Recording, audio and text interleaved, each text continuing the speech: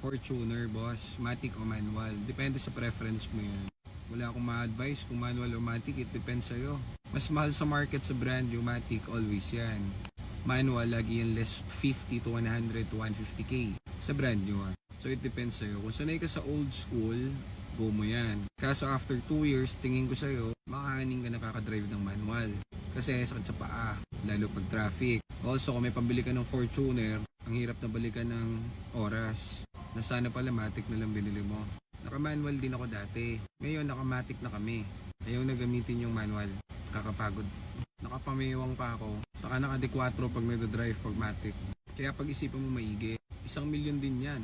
Kung nagdagdag ka ng 150k to 200k, naka-matic ka na. Mahirap balik yung panahon. Pero kung manual talaga gusto mo, go mo yan. Sa probinsya, mas mahal ang manual.